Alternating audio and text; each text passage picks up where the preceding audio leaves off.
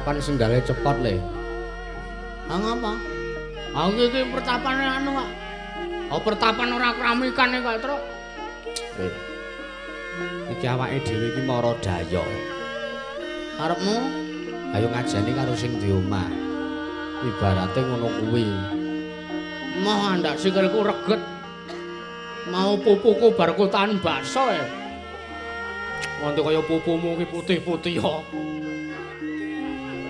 Pamer-pamerke ora. Deloke iki lho. Iya ya. Waduh, ngapa?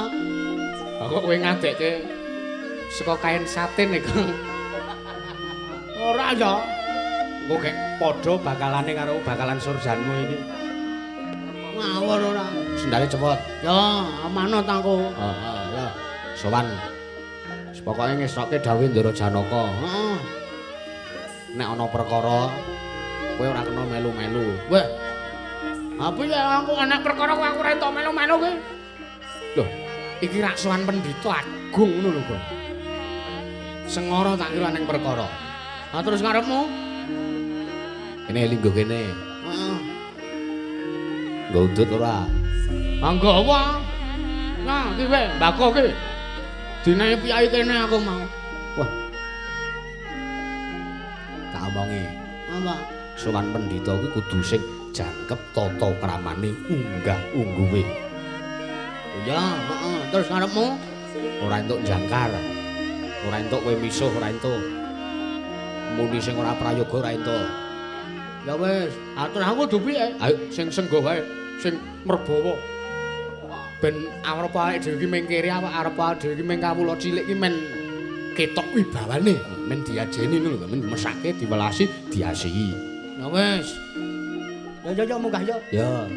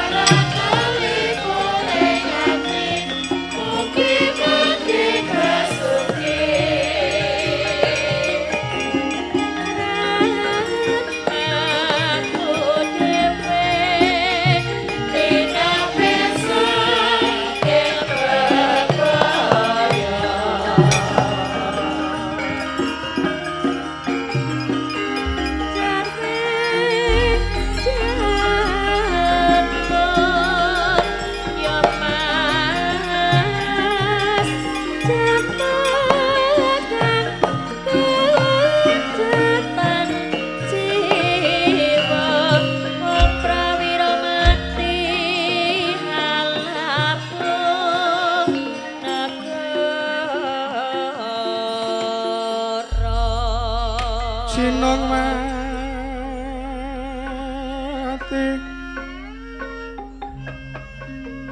Sinong mati jagat kinari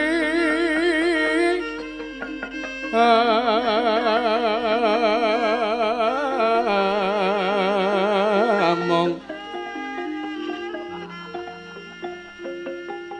mbak lumembak ombak ing samudra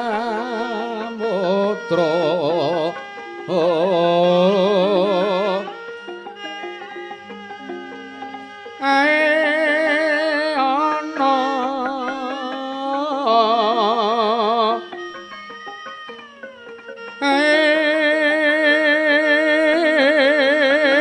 ana bale lumut ambrek kanggeng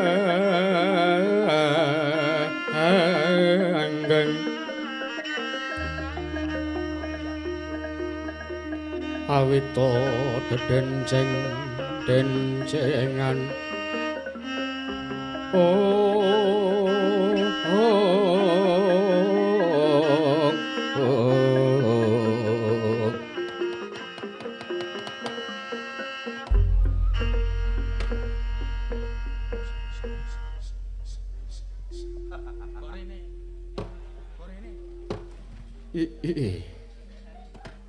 Wong bawana langgeng sinung widatan awrat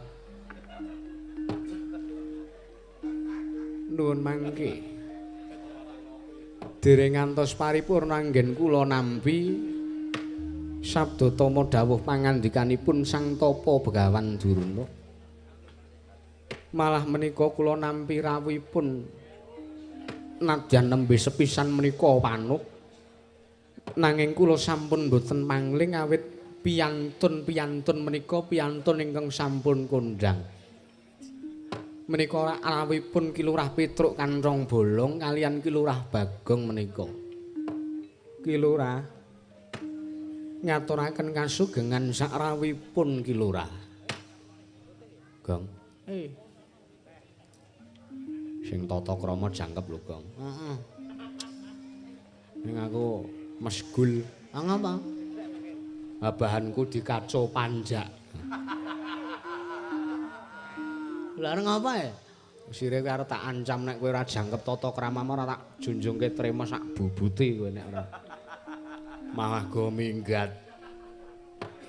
Sesone Kangsan, amah Kangsan wis tau Kangsan ora teka kok. Nuwun sewu kula bagekaken kok malah sami guneman piyambak-piyambak. Nggih. Adalah nunamen pasang Kalimantapi sinabet ngila-ila linebana saking siku dendaning Bathara Penembahan nuwun sewu Penembahan nggih ngapunten sawetawis kula niku ngandhani kalih adi kula Bagong ben tata kramane supaya jangkep ben aja ngasi mengko damel kuciwa ing manah paduka Sang Penembahan inggih Ki Lurah lho mengke riyen kados pundi panjenengan ampun basa kalih kula. Ngaten. Kula niki ming kawula cilik, kula niki ming kawula alit. Derajat kula niki ming kere. Nggih. Mboten sah dibasani jangkar mawon nang kalih Petruk. Ning nek kalih kula kedah ngagem tembung Pak ngaten. Pak jarange tak bubuti tenan lho kowe lah. Ayo sare guyon nek ora entuk ora. Engko nek ora guyon dikira Bagong ora lucu. Wis santai wae. Wis mau kowe mau sawan wis ngerol apa urung? Mbah. Aku ora nyimak kok aku. Ketoke dalange saru truk mengawan. Ah iya. Trocoh tenan e. Nuwun sewu. Kula basa kelan panjenengan menika kula ngajeni. Derajat panjenengan kawula alit menika malah estu kula ajeni. Lho, liripun awit kula menika ngraosaken pautate ngraosaken dados kawula alit kados panjenengan Ki Lurah. Kersanipun pramila nuwun sewu panjenengan kersa mboten kersa saged mboten saged kula kedah basa kelan panjenengan wujud sarta tandha yekti kula anggen kula mengeti kula tau tate dados kawula alit.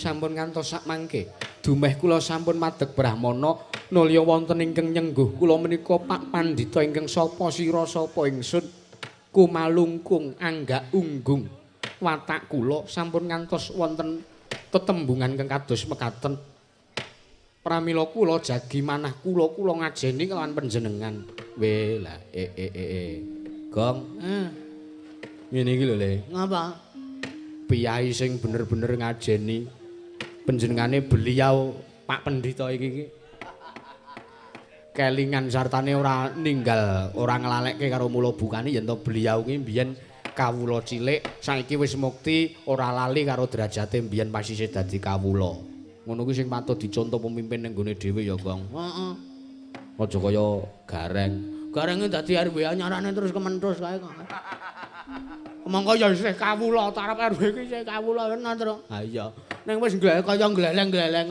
kaya jagat ki arek dinggone dhewe ha iya ning apik kok kowe patut kok kowe patut ditiru Petruk yakin heeh diterapke ning pemimpin-pemimpin awake dhewe arep wis dadi pemimpin wis duwe derajat duwe pangkat kudu ngelingi nek mbiyen ki ya tau dadi kawula cilik tau dadi peranganing wong cilik kaya aku kaya kowe ngene iki ha iya ke wong barang ini arep sugih ki ya ngrasake kere heeh ha mula dadi mula dimula ha iya wong nek iso mapake atine, mapake rasane, mapake lagune iki wis sugih ki ora sepuyah-puyah karo sing wong sing nuwun sewu iso dikatakan kere ya, Tru. Ha iya, Jan.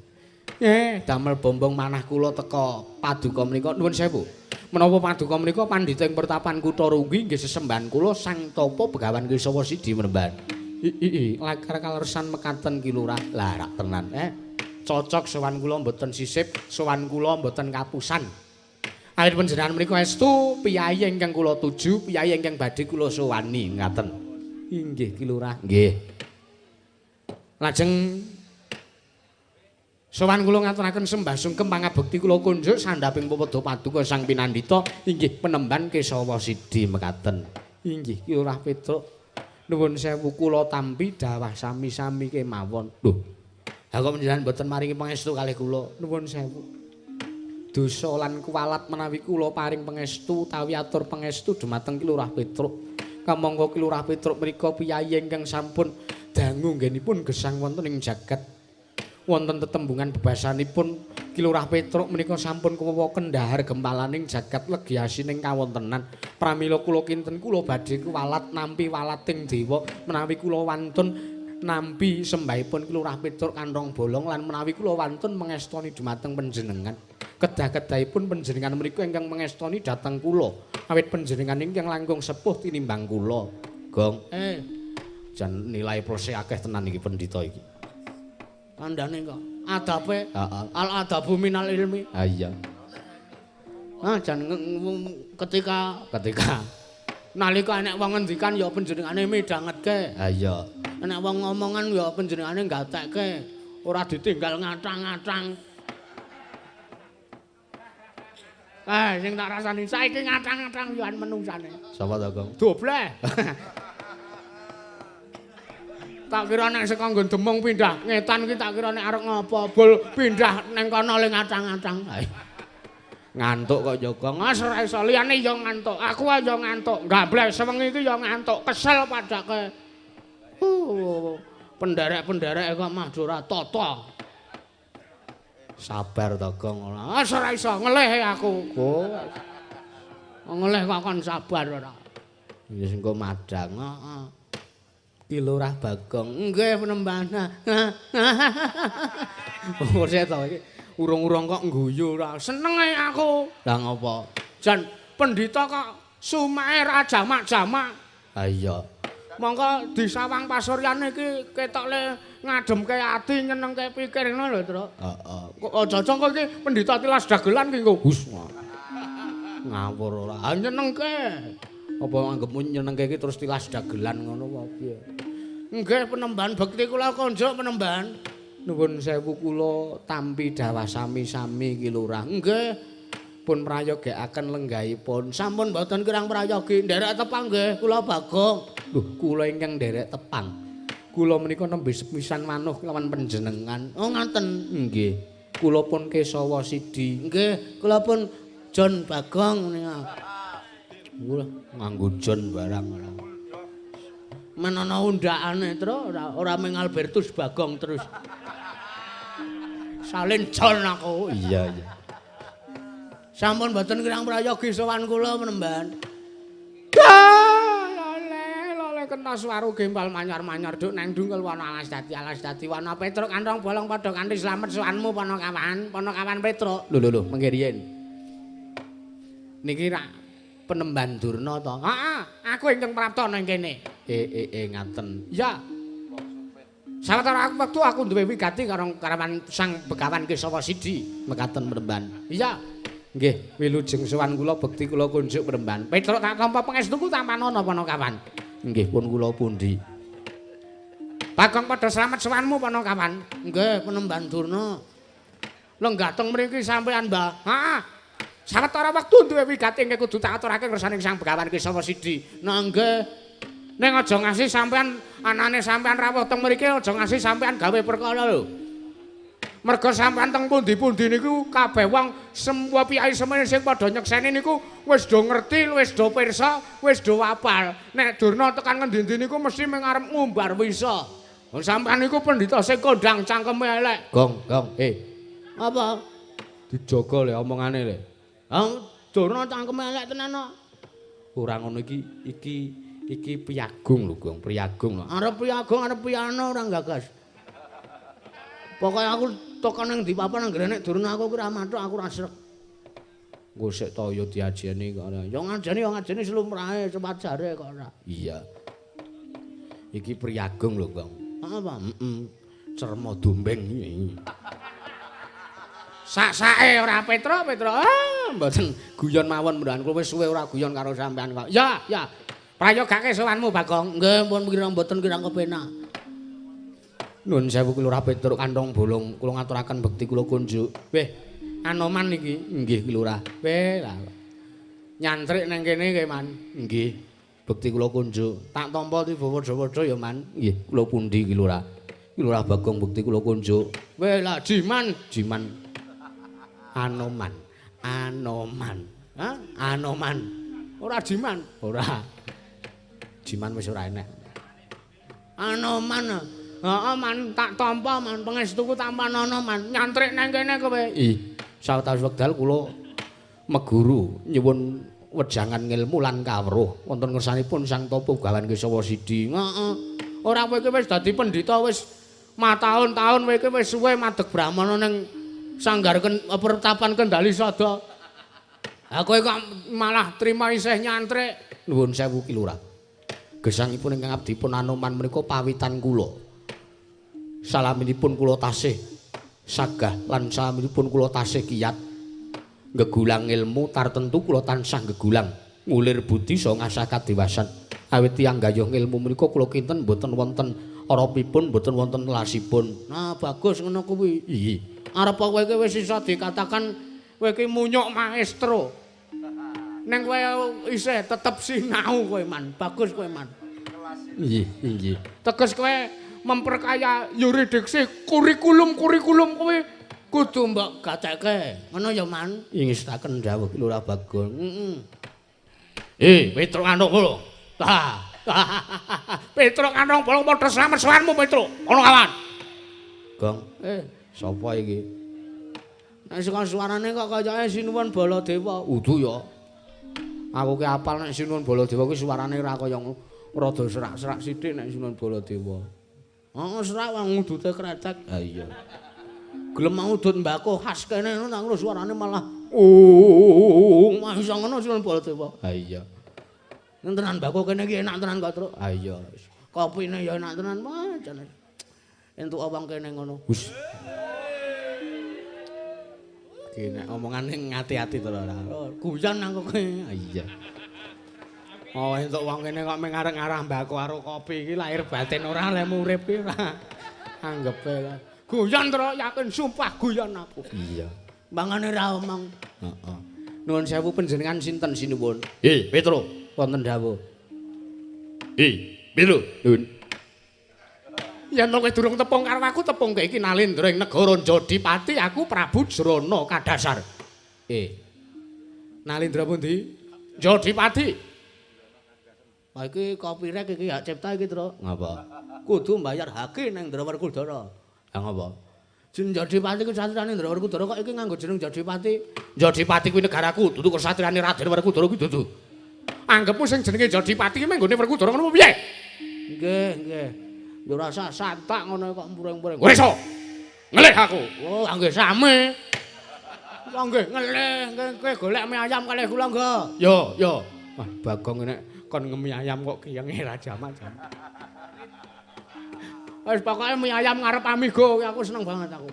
Wis ayam uripku wis tak surung rong mangkok. Iya. Bar mangan mie ayam terus ngacang-ngacang ya kok. Heeh. Uripe nek kaya ngene kok ngruntel. Uripe nek kaya ngene kok ngresula. Aku kira ana sing ngembake ikhlase uripku ya ikhlase sinuwun Puntadewa. Telek-prek. Wong kowe kelangan pitik wae muni-muni ning WA kok ora. Sapa sing ora emosi to, Tru? Sakale pitikku ilang. Heeh. Gek tangga dhewe. Iya. Ning wis ketemu rong pitike, Gong. Urung Nek malinge wis kecekel, nek pitike urung. Aku sing penting ki kecekel malinge perkara pitike bali apa ora wis sumarah pasrah ngersani Gusti ngakarya loka, Tru. Aku ngono ki. Iya. Sinuwun Prabu Jrana Kadasar bekti kula kunjuk sinuwun. Yo, Petruk Kantong Bolong tak tampa pangestuku tampana napa kawan. Ih sampun sanget kula pundi. Bagong padha slamet sowanmu. Nggih. Sinuwun Prabu Jrana Kadasar bekti kula kunjuk sinuwun. Tak tampa pangestuku wae tampana ketibal. Nggih. Wah. Atos tenan suarane iki. Nek kae mau priyayi sing merakyat nek iki kok wah angkuh tenan, kumalungkung tenan. Wis ben. Mbok menawa cen karepe ngono, Gong. Heeh. Nuwun sewu Ki Lurah. Kados pundi Panembahan? Sewu lepat atur kula diageng pangaksami mboten ateges kula badhe lancang nyuwun dawuh pangandikanipun Ki Lurah Petruk. Nggih. Nanging estu kemawon priyayi Mara Dayoh, Mara tamu menika tartentu kagungan wigatos. Gandeng sakmangke sampun sami satata nggenipun lenggah sinambiang rahabi pasugatan sak wonten-wontenipun wonten ing pertapan Kutha Runggu. Kula suwun Ki Lurah Petruk Kantong Bolong Blabarana ingkang sejati menapa ingkang dados wigatosipun Ki Lurah Petruk Kantong Bolong.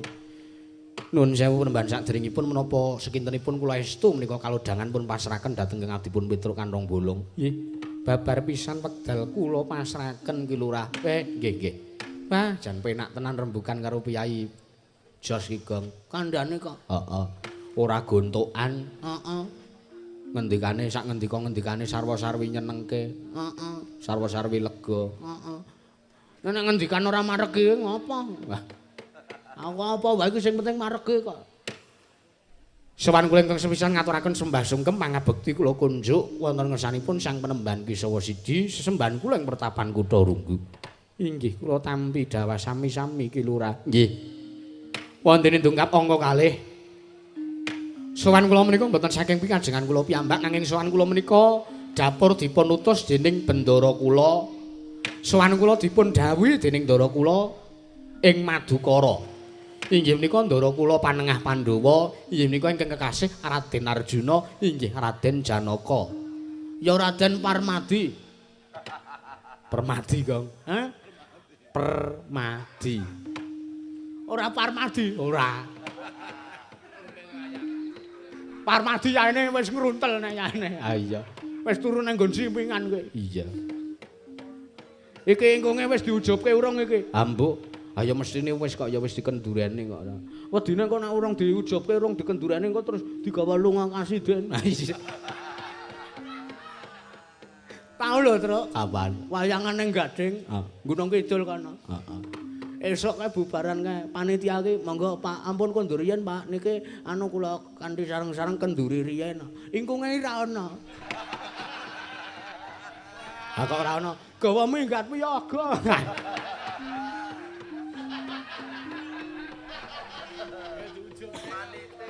Ndak dinane aku ya luwih cilaka meneh. Ha ngopo? Rekane aku ya arep balas dendam to. Heeh. Aku ki manyange dalang aku ki. Iya. Aku ingkunge go minggat wiyaga. Iya. Ingkunge saurunge wis bar diujubke bar dikendurekke tak adahi tasku. Iya. Esoke arep dikembul. Heeh, arep dipecah. Arep dibencah. Heeh. Panitia goleki bingung. Heeh. Agare ngerti nek ingkunge ning nggon tasku. Heeh. Wong nglumpukke satriya-satriya kuwi wong-wong saknene wong dilumpukke tekan idak-idak tasku sing isine ingkung kuwi mah. Aku ya ora piye-piye aku ya melu ngidake. Wong nek ora melu midak didenda. Wah, jabatan kowe cilaka iki ya ingkungku ajar iki. Begitu wange do lunga tak buka tasku ki wis lembut kae ingkunge. Iya. Lah terus karepmu terus kowe kepiye? Aku ya ora piye-piye, aku terus mara ning transit wong-wong kuwi tak parani. Deloken ki lho. Leh hasil karyamu do midak-midak. Atau anggap aku kuciwa atau anggap aku mesgul nesungna apa piye? Ora, malah meneri. Wong aku ra kangen lan nyuwiri. Mah piguna manfaat ya kok kandhane kok. Nglajengaken pirembagan penembahan. Sinambi kula gojekan kalian adik kula Bagong. Inggih, Lurah. Nggih. Menapa ingkang dados jaruranipun lan wigatosipun menapa wondene Ndara Janaka dawuh kalian kula utusan kalian kula. Kinarya srana kula sowan dhateng panjenengan. Mrika awit nuwun sewu. Rikala semanten Ndara Janaka pikantuk kabar midhanget pawarta ingkang wis sumebar wata sak indenging jagat.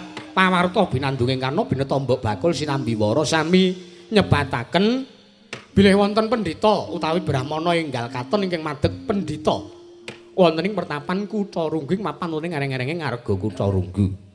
Inggih. Lah, sakmangke kejawi saking Ndara Janaka pikantuk pekabaran kang kados mekaten, Ndara Janaka ugi pikantuk wangsiting dewa. Inggih menika tinanggenah nggayuh kanugrahan ingkang dipun asta lan dipun lantari kalian pandhita ing pertapan Kutha Runggi nggih panjenengan inggih paduka Sang Begawan Kisawa Sidi wondene menapa kanugrahanipun ingkang sampun paduka asta miturut ngendikane Ndara Janaka lumantar sasmita ingkang dipun tampi saking ngersanipun para dewa Ndara Janaka ngendika wahyu menika wujudipun wahyu Makutha Rama. Lah pramila napa kok gandeng cenenge napa kok Petruk diutus sowan mriki, Bagong diutus sowan mriki niku ingkang wigatosing rembag. Ndara Janaka niku mung kepengin sakmangke kula ingkang srana lantaran, kula ingkang dados lantaran matedhakaken panjenengan matedhakaken tumurun ing kanugrahan kang aran Wahyu Makutha Rama menika sakmangke tumuli badhe pun kula aturaken wonten ngersanipun Ndara Janaka mekaten. Lah, wondene napa kok Ndara Janaka kula ya bingung. Ndara Janaka kuwi piyayine gedhe priyatine gentur tapane kok sak gendhagan iki arep nggayuh wahyu, arep nggayuh kanugrahan kok panjenengane ora talak brata piyambak ning kok malah utusan karo Petruk, teges Petruk sing kudu laku priyatin. Ning mboten napa-napa. Petruk niku kula niati sak suwene uripe Petruk niku kula napaki gesang mriku pancen niat kula menika priyatin, niat kula menika berdharma, niat kula menika nindakaken laku kang utama ingkang boten singlar saking angger-anggering kautaman. Ama ba'du. Ana omong enek wong tuwa omongan ora dipaido to. Lah kowe ngomong lancar banget kok kowe akeh banget. Aku ya ama ba'du aku ya ngono. Inggih Lurah. Lah wondene menapa mekaten kula namung nuhoni dhateng dawuhipun Ndara Janaka. Kula piyambak ngertos, kula menika mangertosi kados pundi darmaning agesang minangka satriya menika. Niken. Darmaning satriya gesang menika kedah nindakaken dharma ingkang kados pundi kula menika paham, kula menika mangertos. Awit kula seprana seprene mataun-taun nderekaken kelawan tindakipun Ndara Janaka. Menawi lampahipun utawi patrapipun Ndara Janaka ingkang mekaten menika kula kaanggep lepat. Lah sakmangke kula aturi paring dawuh kalih Petruk, kula tak wangsul teng kesatriyan Madukara. Tak matur kalih Ndara Janaka lajeng kersanipun kados pundi serananipun menapa ingkang dipun tempuh anggenipun Ndara Janaka badhe kasembadan saha kasil nggayuh wujudipun Wahyu Makutha Rama menika penembahan. Mekaten semanten atur kula nglantari saking Ndara Janaka panjenengan paring dawuh menapa monggo kemawon kula nderek. Ung bawana langgeng sinunggih datar nawrat Kilurah Petruk kula wonten dawuh. Sampun ngantos mesguling manah jengandiku Ki Lurah Petruk kan rong bolong. Nggih, liripun. Nuwun sewu. Ingkang aran wahyu menika kanugrahan. Nggih, Penemban. Wahyu menika kanugrahan, kamangka kanugrahan menika. Kodrating kanugrahan menika badhe tumedhak dhateng sinten kemawon, waton sinten to ingkang badhe pun panjingi wujuding wahyu menika lerem saha menep rasa pangarasanipun. Nggih, kula mangertos, kula nggih ngerti capet-capet nggih kula paham perkara niku. Wahyu niku ora bakal jenak nek mapan tenganggane wong sing duweni watak angkara murka budi candala. Mekaten Penemban. Nggih. Lah nanging nuwun sewu, kados pundi? Saderengipun kula matur mangsuli ngendikanipun Lurah Petruk langkung rumiyin. Wahyu Makutha Rama menika sanes mawujud wahyu nanging menika wujudipun wejangan pepagem. Wejangan pepagem inggih. Nanging nuwun sewu mboten saben-saben titah kiyat nampi wejangan pepagem menika lho Ki Lurah. Ajripun menawi sak mangke panjenengan ingkang kula wejang pepagem menika nanging sak mangke panjenengan boten kiyat nampi wejangan menika tumuli panjenengan boten saged nyaturaken wejangan menika katur Raden Janaka mekaten ngaten inggih. Oh nggih. Lha ning nuwun sewu kados pundi? Lah niki rak Begawan Durna sowan teng mriki niku. Kados pundi? Ampun seru-seru. Inggih. Begawan Durna sowan mriki niku wigatine napa? Wigatosipun. Aku no ya melu klesak-klesik. Kula tak majeng mawon. Kados pundi ki Lurah? Begawan Durna wigatine mriki niku wigatine napa? Keperluane napa? Panjenenganipun Sang Tapa Begawan Durna ugi badhe nyandhong tumuruning wahyu Makutha Rama. Sik Penemban, sekedhap. Kados pundi ki Lurah? Nek sampean ketika kaya ngeten kula ora trima. Tantrimanipun ki Lurah Petruk mengge riyen. Kok rusak ajak dosa ngupaya kanca sajake. Nuwun sewu. Panjenengan sampun pirsa mboten kondange Begawan Durna niku pun pirsa napa dereng? Pendhita kondang manyor-manyor. Inggih kula sampun mangertos. Nuwun sewu. Pendhita Durna niku kondang cangkeme elek banget. Yakin. Riyen tau tate ditundung wong tuane minggat saking negara ngatas angin. Mergo niki nakal niki. Kriminal. Ngoten. Madeg pandhita nggih. Niku lakone enten kok teng YouTube Durna Jawa, ngoten lakone. Durna Jawa niku ditundung kalih bapakne mergo wani karo bapakne ora manut karo dawuh wong tuane. Lah bar niku niki menungso niki Durna niki mateni bojone Patih Gandamana. Seje lakone, Truk. Seje lakone sing mateni bojone Gandamana kuwi Udu Durna. Ha sapa? Sengkone. Wah, Udu Durna ya, Bang. Udu. Nek Durna ki ngrebut bojone kancane, ora mateni bojone Gandamana ki ora. Tutuk siramu kowe. Nuwun sewu. Kamangka Durna menika dados pujangganipun para sata Kurawa lho, Mremban. Inggih. Kurawa niku sampean kedahe pun pirsa. Kondange Kurawa niku pripun sampean kedahe pun mangertosi. Kurawa niku kondang watak angkara budi candala. Nuwun sewu. Kurawa niku ngegungke watak kanistan. Sing digungke niku mung watak adigang, adigung, adiguna. Sapa sira sapa ingsun sing diuja niku mung mobal-babaling kanepson. Lah niki nuwun sewu nek nganti sampean ku arep mejangke, arep nurunke wahyu Makutha Rama teng Begawan Durna. Begawan Durna masrahke nglantarke teng para sata Kurawa. Nuwun sewu niki mengke rak ming etungane tembe mburine glethek petele rak malah ming iman-iman to niki. Inggih. Rak malah ming iman-iman kanugrahane, wahyune niki mengke malah ming keregetan pakartine para sata Kurawa. Merga Kurawa niku ora tau kok sing jeneng pisan kemawon laku prihatin niku Kurawa mboten tau. Ngaten, mboten tau tate, mboten pernah. Sepisan kemawon Kurawa laku prihatin niku mboten pernah. Wong tahu kok niki Begawan Durna niki arep pendhita niki tapa. Niki tapa niku sangu radio. Apa nek jamak lumrah wong tapa kok sangu radio nyetel Mbah Timbul ya, Gong. Heeh. Pendhita tapa kok ngono sangu radio kula ngurangi piyambak. Wong le tapa teng kali lor kula nika. Mekaten ki Lurah. Nggih. Lah napa bakal kelakon? Lah pramila monggo. Wahyu Makutha Rama niku mbangane keliya. Wis keliya keregetan watak angkarane Kurawa. Lah monggo pasrahke mawon dhateng kula Mremban. Durna lena panalinganira lumajaring ratri. linenggak jangganira kapisanan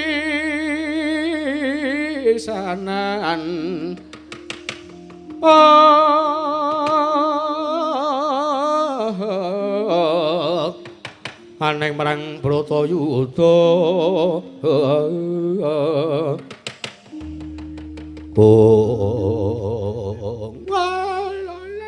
kentas suaru gembal manyar-manyar duk nang dungkol wana alas dadi wana Petruk kantong bolong Penemban Durna nggih penemban banget ucapmu nggonmu ngrasani nggonmu ngilani marang dadane Begawan Durna banget patramu nggonmu netangi kamurkanku Petruk nuwun sewu wah jan keseron kok ya leh ku omong mau ki aku ya ora tepa-tepa kok ngrasani wonge ning mburimu mongko Durna iki kupinge gedhe banget lho Truk pendhitae Durna iki kupinge gedhe banget oh ikete wae jerone 30 kok dadi sirahe iki trepes ngono kupinge gedhe Petruk kantong bolong wonten dawuh Mbah Durna Ndruwili kaya grojo kantor patih kaya betet sing nembe pategalan ucapmu kowe ngina kelawan Begawan Durna kowe ngina karo para Sata Kurawa ngina marang anak Prabu Duryudana ing negara Ngastina ning ngarepe Begawan Kesawasidi Petruk kantong bolong Penemban Durna kados pundi Penemban kowe ngerti apa ora kowe ngerti apa ora sing jeneng Wahyu kuwi mapane dhewe-dhewe ya Petruk Wahyu kuwi ora kena dipeksa Wahyu kuwi ora kena dijaluk lho lha nggih gandeng Wahyu menika mboten saged pun peksa Wahyu mboten saged dipun jaluk mboten saged ditembung mboten saged dipethuk ning Wahyu niku bakal ngampiri lah mula kula nggenahke sampean mriki niku wigatine arep njaluk wujuding Wahyu Makutha Rama to nggih to lah kok sampean ngomong sampean ngendika nek Wahyu ora kena dijaluk kanthi serana peksa sampean nesu ngeten iki pun mujudke pun nandhake pun mbuktekke nek sampean niku meksa le arep njaluk Wahyu lho penemban lho ora lalu ora gagap-gagap sampean ki Durna ora sulis potro ayo sakniki gledhek petele kula rembug sisan wonten mriki Petruk napa Begawan Durna sing keduga arep kasembatan manjangkane gaya wujuding Wahyu Makutha Rama Petruk kantong bolong lho wonten dawuh kowe iki kamula cilik kowe iki kere kowe iki batur dadi utusane Janaka kuwi muridku ngono Janaka kuwi muridku. Oh, dheweke wis bola-bali nampa Wahyu lho, Petruk. Dheweke wis bola-bali mergo pancen dheweke wis wegik nggone nggayuh Wahyu, olah kasutapane wis gancar sartane wis gangsar. Ngibarate Kurawa ki sepisan wae arep nggayuh Wahyu urung kasembatan. Lah saiki arep kasembatan, lah kok Janaka nyentulani rembuge para Sata Kurawa. Mengke riyen menemban. Wong niku kelakon apa ora le arep nggayuh Wahyu niku mung gumantung tumindake, ngaten. Nek tumindake apik nek tumindake becik, Wahyu tartemtu manjing wonten angganipun titah sing tumindake becik niku wau. Lah Ndara Janaka niku le bola-bali gayuh Wahyu niku ora kok merga Ndara Janaka sekti, ora kok merga Ndara Janaka digdaya niku mboten. Ning merga Ndara Janaka niku semeleh rasane Ndara Janaka niku tansah nindakake tumindak kautaman. Lah nuwun sewu, lah sakniki mangsawang Kurawa. Nuwun sewu Kurawa mangsawang. Ditanggapke pengajian kok Dursasana sangune gendulan. Sangun dem-deman niku nuwun sewu napa ngoten niku mujudaken pakarti ingkang becik ngoten napa ngoten niku mujudaken pakarti ingkang utama. Petruk Kanungul wonten dawuh sinipun. Kowe aja sageleme dhewe nggon ngucap marasan. Aku iki Prabu Jrana Kadasar. Aku iki siswa kinasing Sang Tapa Begawan Durna. Nek kowe nyentulani rembuge Bawa Begawan Durna, aku sing ora nrimake mergo aku sesmane Begawan Durna. Ya. Kowe arep wani karo Begawan Durna, aku gawa murid. Kejaba aku gawa muridku kuwi Ratu Jodipati kuwi. Aku uga gawa Kurawa segelas papan. Petruk. Kowe arep wani karo aku apa kelakon kowe bisa kuat nadai kadigdayanku mergo kowe wis wani netangi kamurkanku Petruk. Aku iki seswaning Sang Tapa Begawan Durna. Nganti aku seswane aku meneng bae aku menungsa sing piye? Ayo muni kowe. Sik, Gong diwangi Gong. Oke. Anggepe apa kowe mungsuh kono aku tak mungsuh iki. Yo. Men ora mumet kok ora ngene iki kerja sama Gong. Heeh. Anggepe apa wis suwe aku ora ngene iki. Sakniki sampean mungsuhe kula, Bagong mungsuhe murite sampean. Ndas. Lho. Ora tata krama karo Nalendra kuwi mung kere kowe gedibale kok. Lho, gedibale esuk kala mangsane sugih. Kapan? Karepe. Oh, mung karepe kok, Gong. Wis kowe ladenono kono ta, Truk? Durna keja omongan ta, Truk? Ya. Ayo kowe arep ngopo? Oh, apa kowe kuat nadai dayaku Kyai Sundha maneh? Pun sakniki digawe perkara sisan. Merga wis cetha Durna tekan kene iki ming arep gawe geseh. Durna tekan kene iki ngarep gawe perkara. Pun sakniki kula ajangi jembar. Nek sampean sekirane arep ngundurke karo Petruk, sampean ngrangket karo Petruk, ngrebut Wahyu Makutara kasembatan. Bagong, Apa, Prabu Srana Kadasar? kowe kena tak kandhani apa ora? Kakangmu Petruk elingno. Kakangmu Petruk kowe kandhana. Aja entuk wani karo guruku. Begawan Durna kae guruku. Begawan Durna kae sing menehi ilmu karo aku sing menehi kadigdayan karo aku. Petruk ora kena delangap-delangap ucape. Kandhanono, kakangmu kandhanono. Sik, Mas, sik. Piye? Kowe ora murid Durna ta kowe? Yo. Kowe omong nek Durna menehi kadigdayan karo kowe. Heeh. Petruk kakangku. Ngapa Petruk ora tak omongi dhewe lah kok kowe ngakon aku? Ratu goblok. Sirah semono gedene kok isine ming banyu. Wah, menungso ora tatanan. Oh, menungso ora tatanan Petruk. Wonten dawuh. Apa apamu, Kanduna? Bagong, Apa-apamu Prabu Srana Kadasar? Ayo, nang endi papan neter kadigdayan? Dudu teng mriki papan wong neter kadigdayan. Kula enteni teng parepatan pertapan Kutha Runggu. Kira-kira Petruk apa Begawan Durna? Kira-kira Ndara Janaka apa Kurawa sing lakon ngukup Wahyu Makutara? Metu Jawa. metu Jawa.